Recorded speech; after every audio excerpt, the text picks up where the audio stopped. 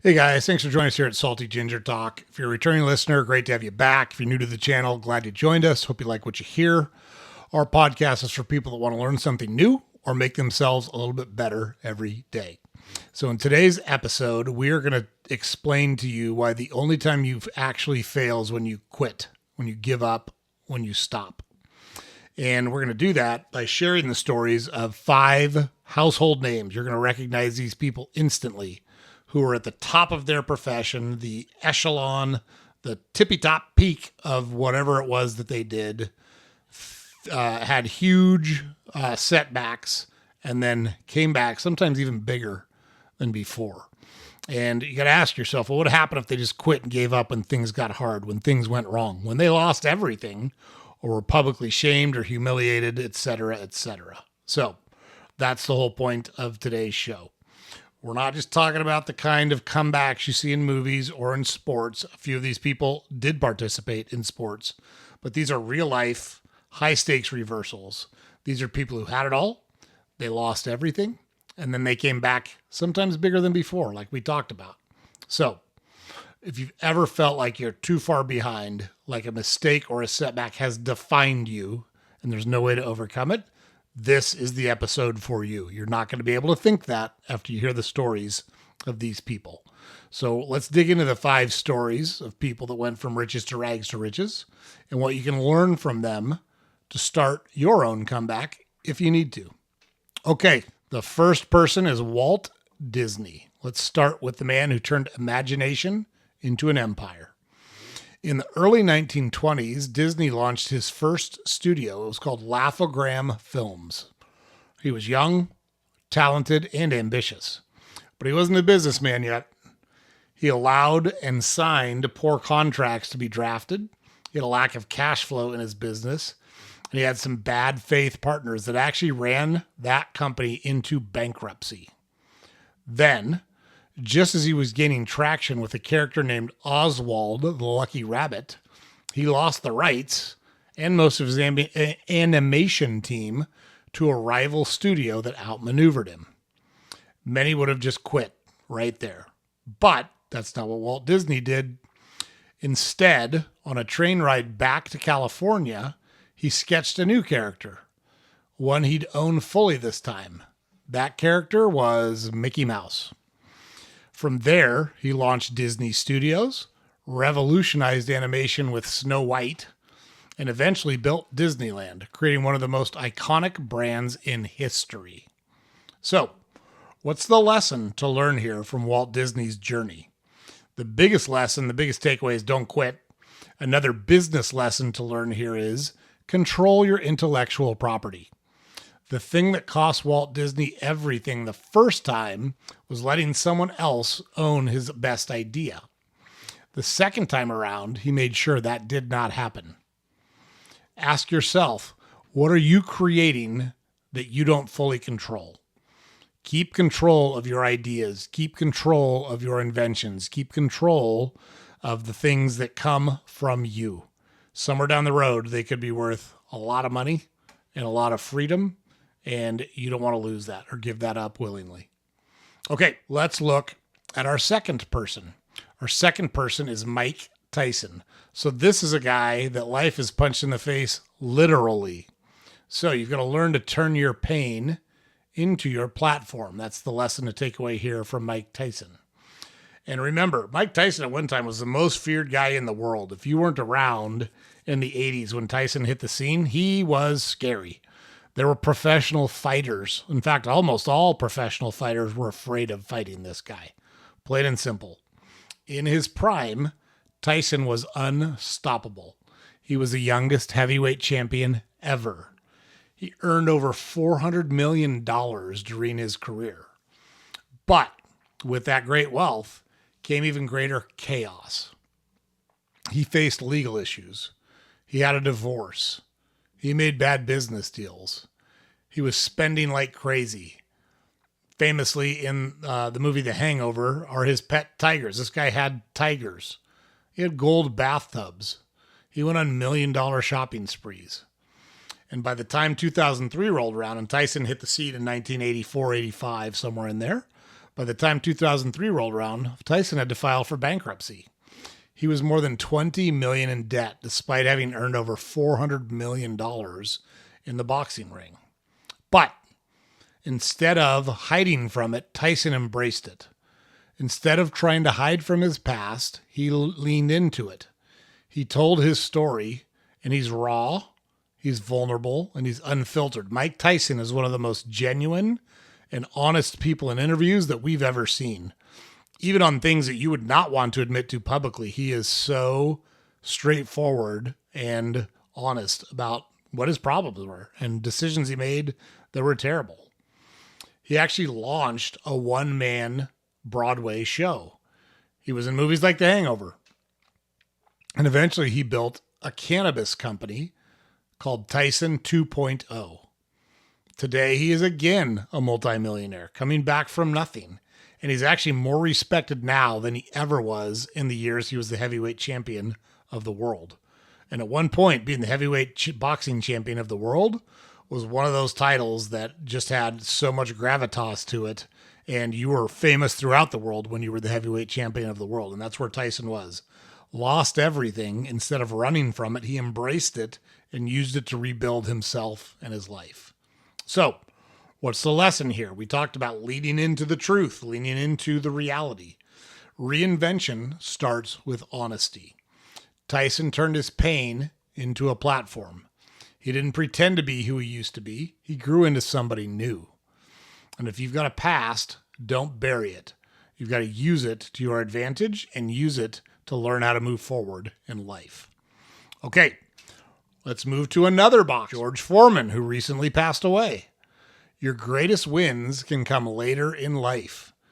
So, Foreman's biggest payday didn't even come in the boxing ring, despite at one point being the heavyweight champion of the world. Foreman in the 1970s was a monster. He punched so hard, guys that fought him would say they've never been hit as hard as George Foreman hit them.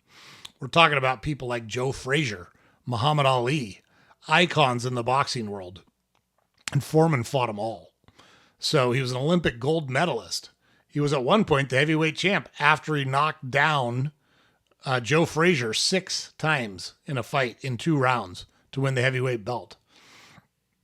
But he had that belt and then fought Muhammad Ali, and it was a brutal loss that he had to Muhammad Ali. The fight is famously called the Rumble in the Jungle because it was fought in Zaire. And Foreman's career from there really started to slide. He eventually retired, became a minister, and then struggled financially raising a large family.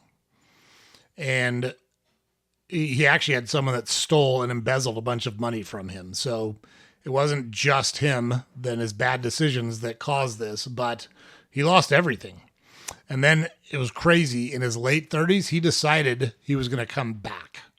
That's an age when most boxers just give up. Like late 30s is washed up as a boxer. But people laughed at him and said he never has a chance. But then again, you never know. When you punch as hard as George Foreman does, you've got what's called a puncher's chance. And that's exactly what happened. He caught Michael Moore on the chin, knocked him out, and regained the heavyweight championship of the world at the age of 45. That's pretty crazy. So that alone, just that boxing comeback alone, is wild. And when you think about it from that perspective, that would be enough. But most people actually know George Foreman because of the George Foreman grill. So Foreman became the face of the George Foreman grill, a product that was initially pitched to Hulk Hogan, who turned it down. George was pitched it and said, yeah, I'll promote that thing and we can call it the George Foreman grill and I'll go out and try to sell it. That decision to be the face of the George Foreman grill earned him over $200 million in both sales and endorsements. So he was smart enough to recognize the opportunity, take advantage of it, and really secure his financial future until the day he died. So what's the lesson here? The lesson here is that age does not disqualify you. In fact, in many cases, it can differentiate you. Foreman's second act wasn't about what he did in his first act, which was beat the crap out of people and punch people really hard until they fell over. It was about authenticity It was about storytelling, and it was about connecting with people. He was an experienced guy. He talked about his family when he was pitching the product. He talked about his life when he was pitching the product. And that authenticity resonated with people, coupled with the fact that the George Foreman grill is actually a pretty good product. You can create healthy food using the George Foreman grill. So once you've got that experience, you can use that experience to create better things in your life. It's that straightforward. So don't ever count yourself out just because you're up in years. It's not over until you say it's over, until you quit. Okay, our fourth person is a gentleman named Henry Ford.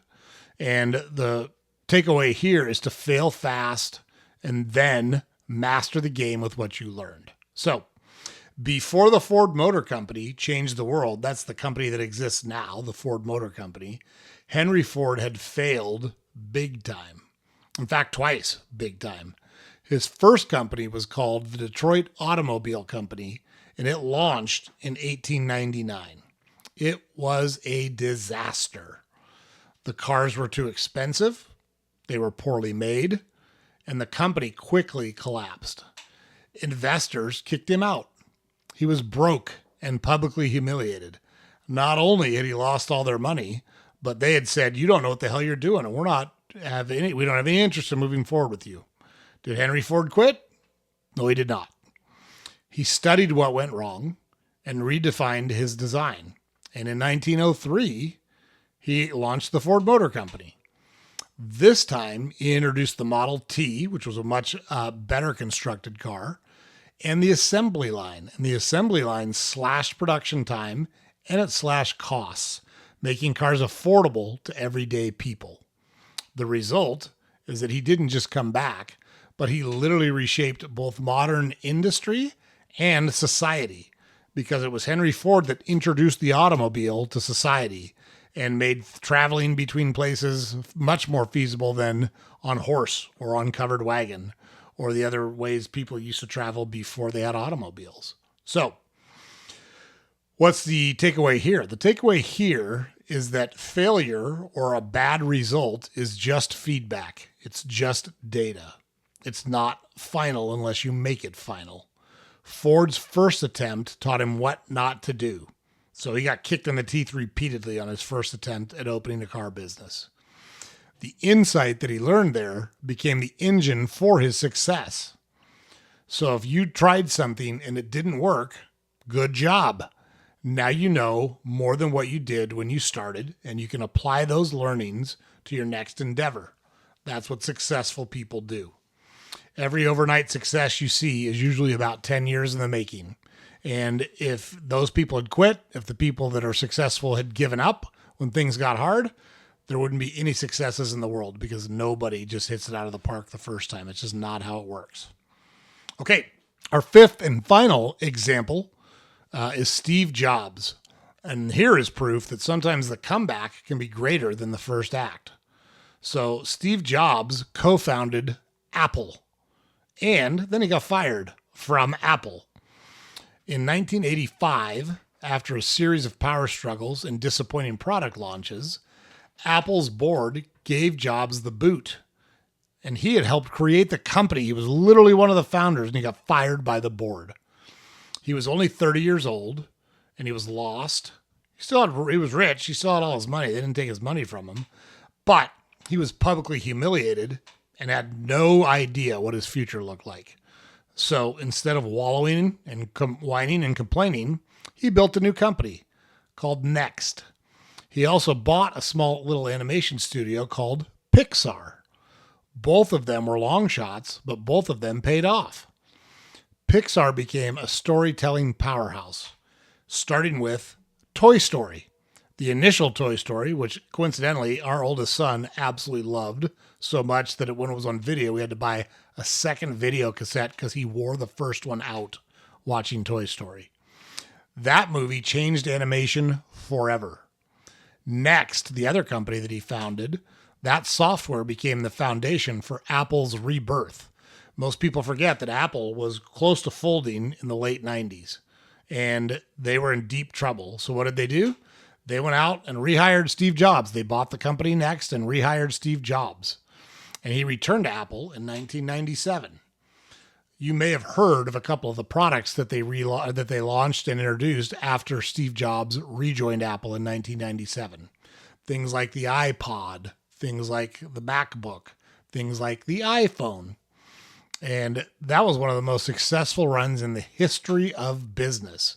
Product after product were smash hits and generated hundreds of billions of dollars for Apple. And this was all because Steve Jobs refused to quit, didn't just cry in his beer and wallow in his sadness after being publicly ousted and publicly shamed for being fired by the board. He came back, and his second act was infinitely more successful than his first act, which was already wildly successful. So the lesson here is rejection is often redirection. Like Steve Jobs, he needed to leave Apple to grow into the leader who could actually save it. Had he not been fired, it's highly unlikely he would have been able to pull off the comeback that he pulled off when he was rehired as Apple CEO. So it may seem like the worst thing in the world while it's happening, but it may be pushing you towards your best chapter. You just don't know. So what's the common thread here? What's the common thread across all these stories we just shared with you? Here it is. Every one of these people faced total collapse, not just bad months, not just tough breaks, full-blown financial, personal, or public failure. And they all came back, not because they were lucky, but because they were willing to evolve. So let's just recap our takeaways real quick. Own your own creations, like Walt Disney. Turn your pain into your platform, like Mike Tyson. Use your age and experience as assets, like George Foreman. Learn fast and try again, like Henry Ford. And let rejection grow you, like Steve Jobs. Success is rarely a straight line. It's a loop. It's up. It's down. It's back up again. It's a zigzag. It's never linear from point A to point B. So think about this. If you lost everything today, everything in your life that was important to you was all gone, what mindset or skill or relationship would help you rebuild? What is your most valuable asset? And are you investing in it? All right. So that's the episode, guys. Can't give up. Can't quit. Things might happen we don't like. It's just feedback. It's just data. We need to use that feedback and data to change our approach and take a different approach going forward. And we just shared 5 very concrete, very easy to understand stories of people who did just that, despite huge failure financially, huge failure personally, and huge failure in terms of public recognition. And all of them did it. You can do it too. They're not any better than you. They're not any smarter than you. They just refused to give up, and they were rewarded handsomely for their stick-to-itiveness. So super useful. All right, guys, that's the episode for today. James puts it up over every day. Don't forget to head to the website, saltygingertalk.com. All of our podcast episodes are there. All of our social media links are there. We do a newsletter every weekday that you can subscribe to there. Also, please don't forget, like, comment, share, subscribe to our podcast on whatever platform you consume it on. Super helpful for us. This episode is going to air on a Thursday. Hope your week has been going well. One more day to Friday. Everybody's happy about that. Everybody keep pushing and keep fighting. Thanks again for joining us. We'll see you on the next episode.